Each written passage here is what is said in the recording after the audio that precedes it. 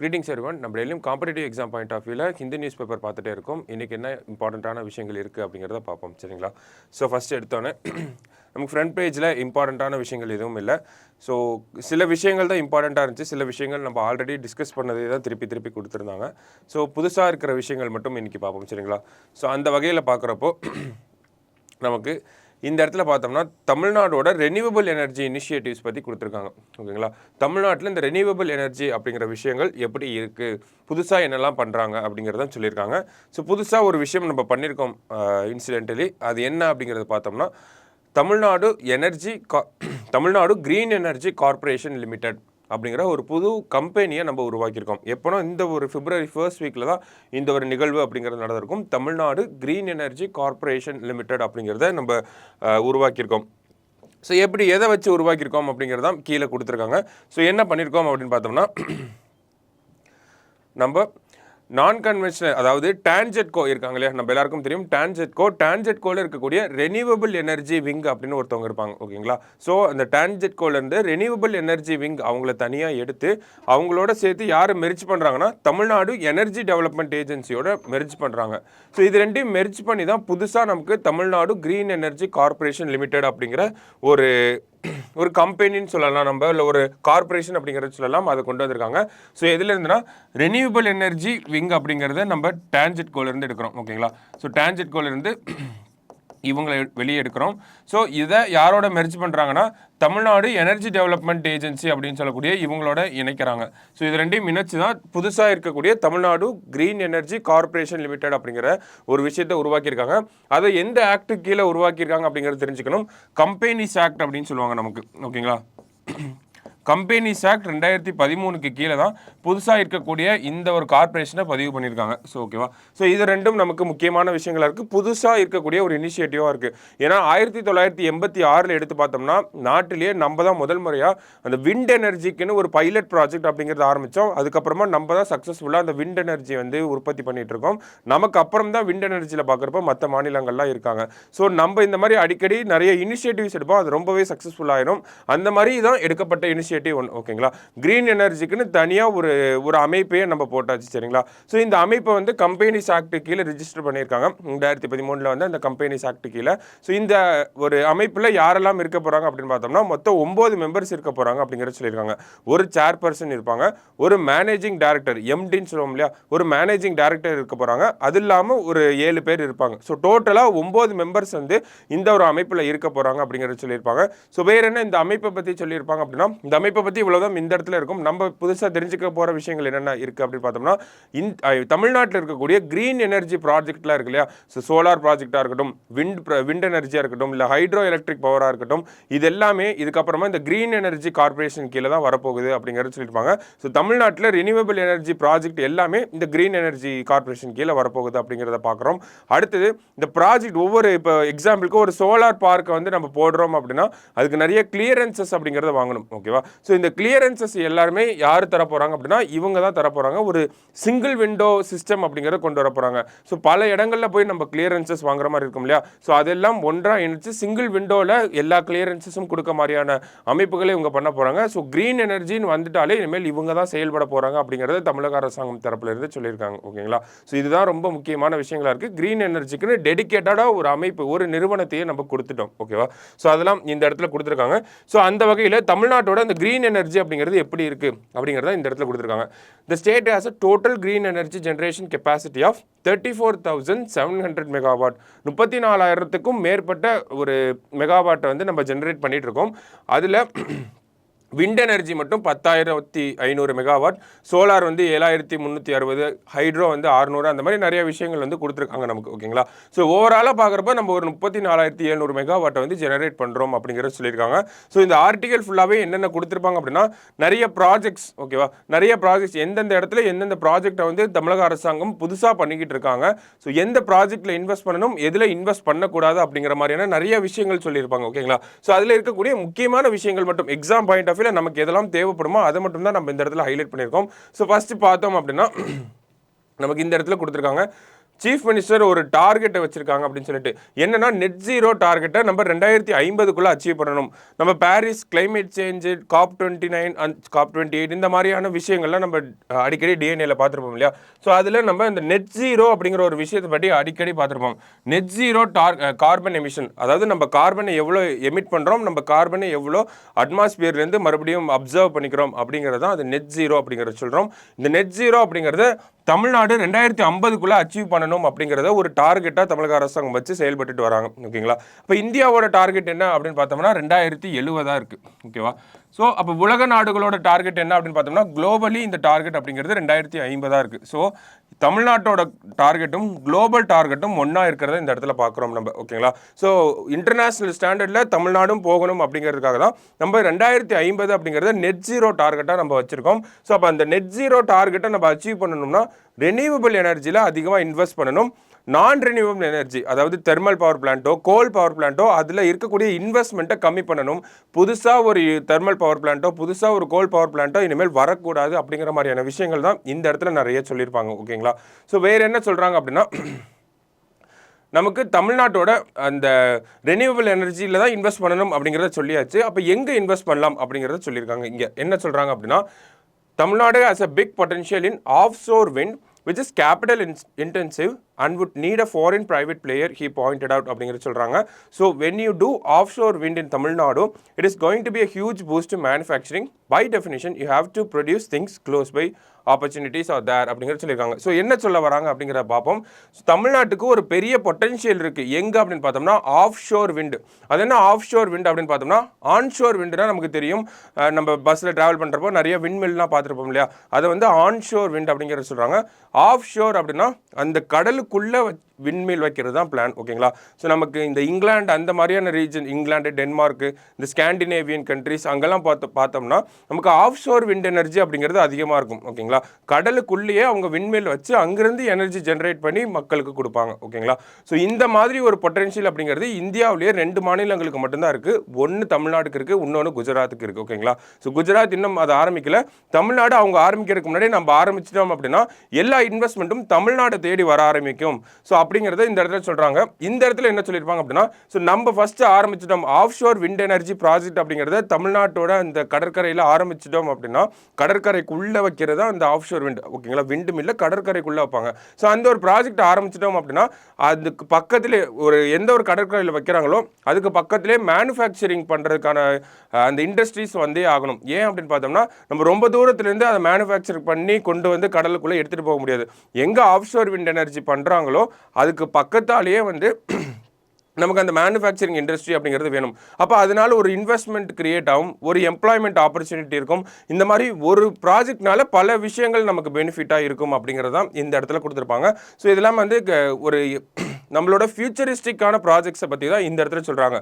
அடுத்த கட்டங்கள், அடுத்த ஒரு 10 ஆண்டுகளில் இந்த மாதிரியான ப்ராஜெக்ட்ஸ்லாம் நம்ம எக்ஸ்பெக்ட் பண்ணலாம் தமிழ்நாடு கவர்மெண்ட்டு இருந்து. ஓகேங்களா? ஸோ அடுத்தது வேறு என்ன சொல்லியிருக்காங்க அப்படின்னா, விண்டை பற்றி பார்த்தாச்சு. அடுத்தது இந்த இடத்துல என்ன சொல்லியிருப்பாங்க அப்படின்னா, சோலார் எனர்ஜியை எப்படி டெவலப் பண்ணலாம் அப்படிங்கிறதுக்கு. ஸோ ஆல்ரெடி நம்ம இந்த ப்ரொடக்ஷன் லிங்க்டு இன்சென்டிவ் அப்படிங்கிறத சொல்லியிருக்காங்க. ஓகேங்களா? அது என்ன ப்ரொடக்ஷன் லிங்க்டு இன்சென்டிவ் ஸ்கீம்ஸ் அப்படிங்கிறத கேட்பீங்க. So production linked incentive schemes கொடுத்தனால இந்தியாவில் சோலார் பவரோட அந்த அக்செப்டன்ஸ் அப்படிங்கிறது அதிகமாகிட்டே வருது அப்படிங்கிறத சொல்லியிருப்பாங்க. அது என்ன ப்ரொடக்ஷன் லிங்க்டு இன்சென்டிவ்னா, நமக்கு ஒரு சோலார் பேனல் இருக்குது, அதை நார்மலாக எந்த ஒரு இன்சென்டிவ் எதுவுமே இல்லாமல் ஒரு சோலார் பேனல் இருக்குது அப்படின்னா அதனுடைய ப்ரொடக்ஷன் காஸ்ட் அப்படிங்கிறது அதிகமாக இருக்கும், உற்பத்தி விலை அப்படிங்கிறது அதிகமாக இருக்கும். ஸோ அதை மார்க்கெட்டில் விற்கிறப்போ அந்த சோலார் பேனலோட காஸ்ட்டுமே ஹையாக தான் இருக்கும். எக்ஸாம்பிளுக்கு ஒரு 1000 ரூபாயா இருக்குன்னு வச்சு பண்ணும். சரிங்களா? ஸோ இதுதான் இந்த ப்ரொடக்ஷன் காஸ்ட் அதிகமாக இருக்கனால அந்த ப்ராடக்டோட காஸ்ட்டும் அதிகமாக இருக்குது. இப்போ ப்ரொடக்ஷன் லிங்க்டு இன்சென்டிவ் அப்படிங்கிறத நம்ம கொடுக்குறோம். ஓகேங்களா? ஸோ அரசாங்கம் என்ன பண்ணுறாங்கன்னா, சோலார் பேனலை தயாரிக்கிறதுக்கு ஒரு இன்சென்டிவ் மாதிரி கொடுக்குறாங்க. அதனால உற்பத்தியாளர்களுக்கு என்ன ஆகுது அப்படின்னா, அந்த ப்ரொடக்ஷன் காஸ்ட் அப்படிங்கிறது கம்மியாகுது. ப்ரொடக்ஷன் காஸ்ட் கம்மியாகிறனால மார்க்கெட்டுக்கு அந்த சோலார் பேனல் வரப்போ அதனுடைய விலையும் கம்மியாகுது. எக்ஸாம்பிளுக்கு முன்னாடி 1000 ரூபா பார்த்தோம், இப்போ ப்ரொடக்ஷன் லிங்க்டு இன்சென்டிவ் இருக்கனால அது 500 ரூபாயாக மாறுது. இப்போ விலை சோலார் பேனலோட விலை அப்படிங்கிறது கம்மியாகிறனால மக்கள் அதை வாங்கி அவங்கவுங்க வீட்டில் வச்சுப்பாங்க. ஓகேங்களா? இதன் மூலயமா என்ன ஆகுது அப்படின்னா, ஒவ்வொருத்தர் வீட்லேயும் ரூஃப் டாப் சோலார், அது மொட்டை மாடிகளில் சோலார் பேனல் வைக்கிறது, இந்த மாதிரியான விஷயங்கள்லாம் கொஞ்சம் கொஞ்சமாக மக்கள் பண்ண ஆரம்பிப்பாங்க. ஸோ அதுக்காக தான் இந்த ப்ரொடக்ஷன் லிங்க்டு இன்சென்டிவ் அந்த மாதிரியான விஷயங்கள்லாம் கொடுக்குறாங்க. ஓகேங்களா? ஸோ ப்ரொடக்ஷன் காஸ்ட் அதிகமாக இருக்குது, அதனால அந்த ப்ராடக்டோட விலையும் அதிகமாக இருக்குது, அதனால மக்கள் வாங்காமல் இருப்பாங்க. நம்ம ப்ரொடக்ஷன் லிங்க்டு இன்சென்டிவ் அப்படிங்கிறத ஒன்று கொடுக்குறோம், அதனால ப்ரொடக்ஷன் காஸ்ட் அப்படிங்கிறது கம்மியாகுது, மார்க்கெட்லேயும் அந்த சோலார் பேனலோட விலை அப்படிங்கிறது கம்மியாகுது, அதனால மக்கள் வாங்க ஆரம்பிக்கிறாங்க, மக்கள்கிட்ட அந்த அடாப்ஷன் அப்படிங்கிறது அந்த பொருளை ஏற்றுக்க ஆரம்பிக்கிறாங்க. ஸோ இதுதான் இந்த ஸ்கீமோட அப்ஜெக்டிவாக இருக்கும். ஸோ இந்த ஸ்கீமோட இன்ட்ரடியூஸ் பண்ணதுக்கப்புறமா அந்த சோலார் பேனலோட காஸ்ட் அப்படிங்கிறது தொடர்ச்சியாக கம்மியாகிட்டே வருது அப்படிங்கிறத பார்க்குறோம். ஸோ அதனால் மக்கள்கிட்ட விழிப்புணர்வு தான் கிடையாது. ஏன்னா சோலார் பேனலோட காஸ்ட் முன்னாடி தான் அதிகமாக இருந்துச்சு, அந்த ஒரு மனநிலையில் தான் மக்கள் இருக்காங்க. இன்னும் தொடர்ச்சியாக கம்மியாகிட்டே வருது அப்படிங்கிறதுக்கான விழிப்புணர்வுகள்லாம் கொடுத்து மக்கள் அந்த ரூஃப் டாப் சோலார் அப்படிங்கிறதுக்கெலாம் வந்து அந்த ஒரு விஷயங்கள்லாம் பண்ண ஆரம்பிச்சிட்டாங்க அப்படின்னா தமிழ்நாட்டோட அந்த ரெனியூவபிள் எனர்ஜி அப்படிங்கிறது அடுத்த கட்டத்துக்கு போயிடும் அப்படிங்கிறது தான் சொல்லியிருப்பாங்க. சரிங்களா? ஸோ வேறு என்ன சொல்லியிருப்பாங்க அப்படிங்கிறதையும் பார்ப்போம் நம்ம இந்த இடத்துல. ஸோ இந்த இடத்துல சோலார் பேனலில் இந்த சோலார் பவரை வந்து அக்ரிகல்ச்சருக்குள்ளே கொண்டு வரணும் அப்படிங்கிறத சொல்லியிருப்பாங்க. இந்தியா அளவில் ஒரு திட்டம் இருக்குது, அந்த திட்டத்தை பற்றி தான் கொடுத்துருக்காங்க. பிரதான் மந்திரி கிசான் உர்ஜா சுரக்ஷா ஈவம் உத்தம் மகா அபியான் அப்படிங்கிறத சொல்லியிருக்காங்க. PM குசும் அப்படிங்கிறத சொல்கிறோம். என்னென்னா பிரதான் மந்திரி கிசான் உர்ஜா சுரக்ஷா ஈவம் உத்தன் மகா அபியான் அப்படிங்கிறத சொல்லியிருக்காங்க. ஸோ ஹிந்தி பேராக தான் இருக்குது. PM குசும் அப்படிங்கிறத ஞாபகம் வச்சுக்கோம். இந்த ஸ்கீம் எதுக்கு கொண்டு வந்திருக்காங்க அப்படின்னு பார்த்தோம்னா அக்ரிகல்ச்சருக்குள்ள அந்த விவசாயிகள் அந்த சோலார் பேனலில் கொண்டு வரணும், உள்ள கொண்டு வரும் மோட்டருக்கு வந்து சோலார் பேனல் வைக்கிறது. ஸோ இந்த மாதிரியான விஷயங்கள் பண்ணுறதுக்காக தான் PM குசும் அப்படிங்கிற திட்டம் இருக்குது. ஆனால் இந்த திட்டத்தோட சக்ஸஸ் அப்படின்னு பார்த்தோம்னா தமிழ்நாட்டில் ஏறக்குறைய இல்லை அப்படிங்கிறத சொல்லலாம். ஆனால் நமக்கு பக்கத்தில் இருக்கக்கூடிய கேரளாவில் இந்த திட்டம் நல்லா சக்ஸஸ்ஃபுல்லாக இருக்குது. ஏன் அப்படின்னு பார்த்தோம்னா அங்கே ஒரு விழிப்புணர்வு அப்படிங்கிறது இருக்குது. தமிழ்நாட்டில் என்ன ஒரு விஷயம் அப்படின்னு பார்த்தோம்னா நமக்கு கிட்ட விழிப்புணர்வும் கம்மியாக தான் இருக்குது. இன்னொன்று என்ன அப்படின்னு பார்த்தோம்னா விவசாயிகளுக்கு நம்ம நிறைய இடங்களில் பவர் சப்ளை அப்படிங்கிறது ஃப்ரீயாக கொடுக்குறோம் அப்படிங்கிறத ஒரு காரணமாக இவங்க முன்வைக்கிறாங்க. சரிங்களா? ஸோ அந்த வகையில் பார்க்குறப்போ அவங்களுக்கு ஃப்ரீயாக பண்ணி கொடுக்கறதுக்கு பதிலாக அவங்களுக்கு இன்சென்டிவ் மாதிரி ஒரு ஸ்கீம் மாதிரி கொண்டு வந்து அவங்களுக்கு சோலார் பேனலில் அரசாங்கமே வச்சு கொடுத்துட்டாங்கன்னா அவங்க எலக்ட்ரிசிட்டியை ஃப்ரீயாகவும் விற்க தேவையில்ல, நம்ம ரெனியூவபிள் எனர்ஜி வச்சு கொடுத்த மாதிரியும் ஆயிடுச்சுல அப்படிங்கிறதான் இந்த இடத்துல சொல்லியிருப்பாங்க. சரிங்களா? ஸோ அது ஒரு நல்ல பாயிண்ட் ஆஃப் திங்கிங்காக இருக்கும். இதை நம்ம எக்ஸாம் பேப்பர்ஸில் இம்ப்ளிமெண்ட் பண்ணலாம். ஃப்ரீயாக எலக்ட்ரிசிட்டி கொடுக்கறதுக்கு பதிலாக நம்ம சோலார் பேனல் வாங்குறதுக்கு ஒரு சப்சிடி, ஒரு மானியம் மாதிரி கொடுக்கலாம். அதன் மூலிமா கவர்மெண்ட்டுக்கு 2 பெனிஃபிட்டாக இருக்குது. ஒன்று ரெனியூவபிள் எனர்ஜி கெப்பாசிட்டியும் இன்க்ரீஸ் ஆகுது, நம்ம எலக்ட்ரிசிட்டி அவங்க கஷ்டப்பட்டு ப்ரொடியூஸ் ஒரு யூனிட்டுக்கு 2 ரூபா 3 ரூபாய்க்கு மேலே ஆகுது எலக்ட்ரிசிட்டியை ப்ரொடியூஸ் பண்ணுறதுக்கு அக்கார்டிங் டு திஸ் ஆர்டிகல். சரிங்களா? ஸோ அப்போ அந்த வகையில் 2 ரூபா 3 ரூபா மாதிரி இருக்கிறப்போ அதை ஃப்ரீயாக கொடுக்கறதுக்கு பதிலாக அதை வேறு ஏதாவது தொழிற்சாலைகளுக்கு காசுக்கு வாங்கிக்கலாமே அப்படிங்கிறத சொல்லியிருப்பாங்க. ஓகேங்களா? ஸோ இதுவும் ஒரு நல்ல பாயிண்ட் ஆஃப் திங்கிங்காக தான் இருந்திருக்கும். இந்த மாதிரியான விஷயங்கள் பற்றி சொல்லியிருப்பாங்க. ஸோ கரண்ட் ஸ்டேட்டில் பார்க்குறப்ப நம்ம ரெனியூவபிள் எனர்ஜின்னு பொறுத்து பார்த்தோம் அப்படின்னா குஜராத் நம்மளையோட ஒரு ஸ்டெப் அபோவாக இருக்காங்க இன் டர்ம்ஸ் ஆஃப் ஜெனரேஷனாக இருந்தாலும் சரி, இன் டர்ம்ஸ் ஆஃப் புதுசாக இன்வெஸ்ட்மெண்ட்டை கொண்டு வரதா இருந்தாலும் சரி. ஸோ அப்போ அதுக்கு தமிழ்நாடு என்ன பண்ணணும் அப்படின்னா நமக்கு ஆல்ரெடி அந்த நான் ரெனியூவபிள் எனர்ஜியில் இன்வெஸ்ட்மெண்ட் பண்ணுறதை விட்டுட்டு அவேர்னஸ் கிரியேட் பண்ணி ரெனியூவபிள் எனர்ஜியில் இன்வெஸ்ட்மெண்ட் பண்ண ஆரம்பித்தாங்க அப்படின்னா தமிழ்நாட்டுக்கு இருக்கக்கூடிய பொட்டன்ஷியலை அவங்க ஃபுல்லாக யூட்டிலைஸ் பண்ண முடியும் அப்படிங்கிறத சொல்கிறாங்க. ஏன்னா தமிழ்நாட்டுக்கு நிறைய ஆப்பர்ச்சுனிட்டிஸ் இருக்குது அப்படிங்கிறது சொல்லுவாங்க. இன் டர்ம்ஸ் ஆஃப் ஒரு சில ஸ்டேட்டுக்கெலாம் விண்ட் எனர்ஜி அப்படிங்கிறது சுத்தமாக கிடையாது, அவங்களுக்கு சோலார் எனர்ஜி மட்டும்தான் இருக்கும். ஆனால் நம்ம கிட்டலாம் பார்த்தோம்னா நம்மளால் விண்ட் எனர்ஜியும் பண்ண முடியும், ஹைட்ரோ எலக்ட்ரிக்கும் பண்ண முடியும், சோலாரும் பண்ண முடியும். அந்த விண்ட் எனர்ஜியை நம்ம ஊருக்குள்ளேயும் வச்சு பண்ண முடியும், கடலுக்குள்ளேயும் வச்சு பண்ண முடியும். ஸோ இவ்வளவு பொட்டன்ஷியல் இருக்கப்போ அதை வேஸ்ட் பண்ணக்கூடாது அப்படிங்கிறதான் இந்த இடத்துல சொல்லியிருப்பாங்க. ஸோ அதெல்லாம் வேஸ்ட் பண்ணிடக்கூடாது அப்படிங்கிறதுக்காக தான் தமிழக அரசாங்கமும் Tamil Nadu green energy corporation limited அப்படிங்கிறத இப்போ புதுசாக கிரியேட் பண்ணியிருக்காங்க. சரிங்களா? ஸோ இதெல்லாம் தான் நம்ம இந்த ஆர்டிகளை பொறுத்த வரைக்கும் பார்த்த விஷயங்கள், முக்கியமான விஷயங்களை நம்ம இந்த இடத்துல டிஸ்கஸ் பண்ணியிருக்கோம். சரிங்களா? ஸோ அடுத்தது என்ன இருக்குது அப்படிங்கிறத பார்ப்போம். ஸோ இன்னைக்கு இருந்த இம்பார்ட்டண்ட்டான ஆர்டிகளில் அது ஒன்று. ஓகேங்களா? நிறைய விஷயங்கள் சொல்லியிருந்தாங்க. ஸோ டைம் இருந்துச்சுன்னா ஒரு தடவை எடுத்து படித்து கூட பாருங்கள். ஆனால் பட் ஸ்டில் நம்ம முக்கியமான பாயிண்ட் எல்லாமே இந்த இடத்துல டிஸ்கஸ் பண்ணியாச்சு. ஓகேவா? ஸோ அடுத்து என்ன இருக்குது அப்படிங்கிறத பார்ப்போம். ஸோ அடுத்தது இந்த இடத்துல ஒரு முக்கியமான ஆர்டிகல் கொடுத்துருக்காங்க. என்ன அப்படின்னு பார்த்தோம்னா தமிழ்நாட்டில் இந்த பஞ்சு மிட்டாய்கள் அப்படிங்கிறத பேன் பண்ணிட்டோம் அப்படிங்கிறத கொடுத்துருக்காங்க. ஸோ என்ன ஒரு பின்னணி அப்படின்னு பார்த்தோம்னா சமீபத்தில் நமக்கு மெரினா பீச்சில் ஒரு இன்ஸ்பெக்ஷன் அப்படிங்கிறத போயிருக்காங்க. ஸோ அந்த இடத்துல இருக்க இந்த பஞ்சு மிட்டாய்களோட சாம்பிளை கலெக்ட் பண்ணி டெஸ்ட் பண்ணி பார்த்தப்போ அதில் ஆர்டிஃபிஷியல் கலரிங் ஏஜென்ட் அப்படிங்கிறத யூஸ் பண்ணியிருக்காங்க. ஓகேங்களா? என்ன யூஸ் பண்ணியிருக்காங்க அப்படின்னா ரோடமைன் பி அப்படின்னு சொல்லக்கூடிய அந்த ஆர்டிஃபிஷியல் கலரிங் ஏஜென்ட், இந்த பஞ்சு மிட்டாய்க்கு கலர் கொடுக்கக்கூடிய அந்த ஒரு செயற்கையான விஷயத்தை வந்து யூஸ் பண்ணியிருக்காங்க. ஸோ இதனால் என்ன பண்ணுறாங்க அப்படின்னா ஒரு சட்டத்துக்கு கீழே இந்த பஞ்சு மிட்டாய்கள் அப்படிங்கிறத தடை பண்ணுறோம் அப்படிங்கிறத தமிழக அரசாங்கம் வந்து சொல்லியிருக்காங்க சரிங்களா. ஸோ அது என்ன சட்டம் அப்படின்னு பார்த்தோம்னா food safety and standards act 2006 அப்படிங்கிறத சொல்கிறாங்க ஓகேங்களா. Food safety and standards act 2006 கீழே இந்த ஒரு விஷயத்தை வந்து தடை பண்ணுறாங்க.